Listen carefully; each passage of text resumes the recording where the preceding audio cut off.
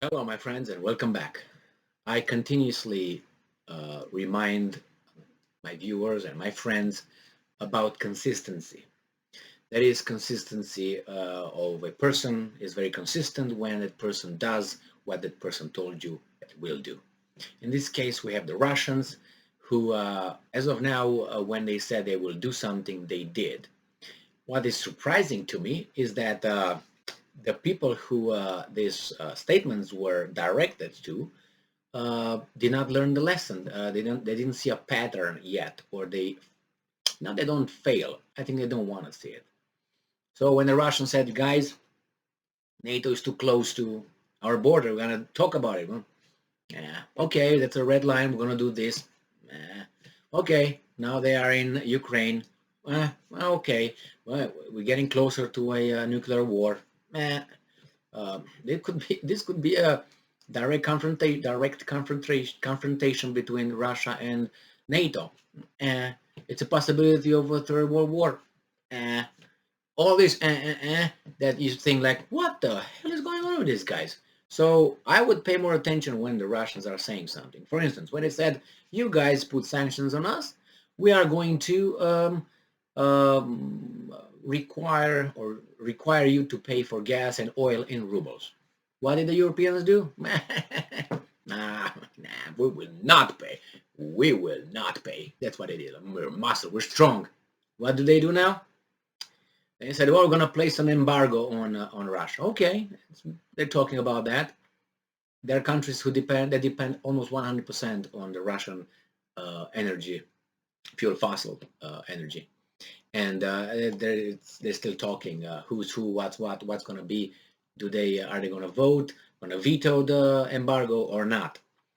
There were some countries who said, "Well, we cut off and that's it." Well, and then there are some countries that were their supplies were cut off by the Russians, which is Poland and Bulgaria.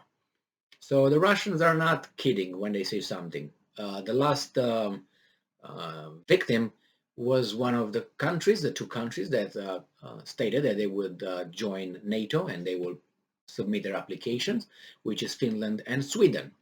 Russia said we will retaliate, and one of the methods is an economic retaliation. We will not provide you with energy, with oil, gas, whatever.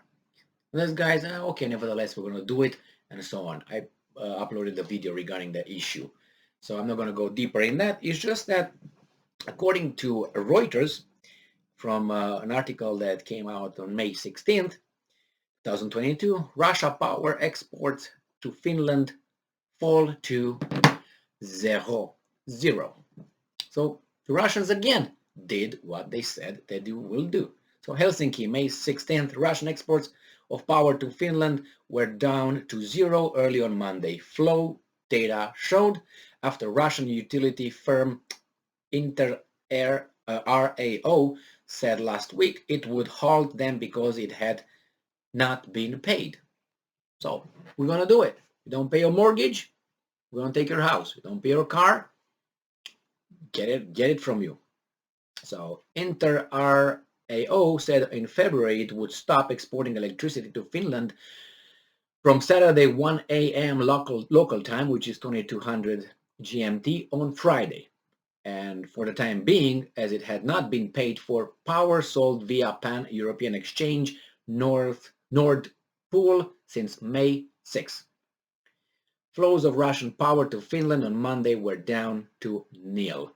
Data from grid operator Fingrid showed they fell from 87 megawatts to zero early on Saturday. So due to this restrictions, payments for sold Russian electricity can no longer be made. The suspension is therefore rather a consequence of the Russian countermeasure. Well, if you don't pay, what's the countermeasure?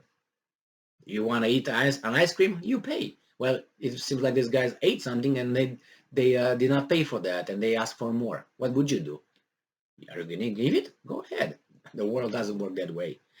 So Fingrid, which said Russia accounted for some 10% of Finland's total consumption, said last month it had prepared for prospect of Russia cutting electricity flows to Finland by restricting the transmission capacity by a third. Well, now you know. If you didn't know, now you know. That's what it is. And Sweden said that they're going to do the same thing, and Sweden will receive the same treatment. Now, I don't know how much Sweden gets out of it. And you see, they said, Finland said, we don't threaten you, Russia. We're going to just join NATO, but we don't threaten. We're not a threat to you. But maybe we feel like you are. Not you, Finland per se, but NATO. It's going to put some little rockets on your territory, and then we will say what? Like the rockets from Romania and Poland are defensive systems, rocket systems aimed at Iran. Who believes that? Not even they believe that. So the same thing here. And remember, one of the reasons why we are in this thing with Russia and Ukraine was Russia telling NATO, you already broke your promises and you already advanced with NATO towards us too much, and we are very threatened about it. Our security, we need security guarantees. What did the NATO do? I said, no NATO in Ukraine. NATO, Ukraine is a red line. What NATO do? What did they do? And now we have this. This is one of the reasons. So now Finland does the same thing, or at least one thing that was part of the Ukraine problem. So I don't know. You learn, by observing a pattern, and then you act accordingly. So if I see a snake who bit a few guys and they all died, will I touch the snake? No. And if I see the same snake, so here, if the Russia said about NATO this, and look, it even started with Ukraine, all this thing. What's the pattern? What's the idea? And you want to do that? Or you say, well, I can't stay vulnerable. They asked you one thing. One thing. Do not join NATO. That was the only thing. Oh, you need to because you're afraid? Okay, but it's like ignoring the reasons. Oh, you want to just take the reasons that you want to accept? That's not how you find the truth. You have to be looking to things that are inconvenient to you, and not only at the convenient ones. Because if you look at the ones that you like, you see half of the story. It's like you want to bake a cake and you don't like sugar, you're not going to put sugar in a cake. And you're going to bake the cake and then you're going to eat it? No, because you didn't put sugar in it. Or let's say you don't like eggs. You don't put eggs or don't put flour, the cake is not going to bake right. So the outcome is not going to be the expected outcome, because you diluted your knowledge by setting aside, ignoring information you didn't feel comfortable. But they are realities. So I don't know. I don't think these guys are really that,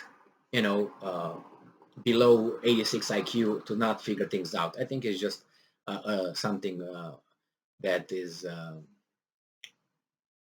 can't talk. But anyway, you know what I mean. Thank you very much for being with me again today. Stay strong, stay smart, look for the truth, and be just.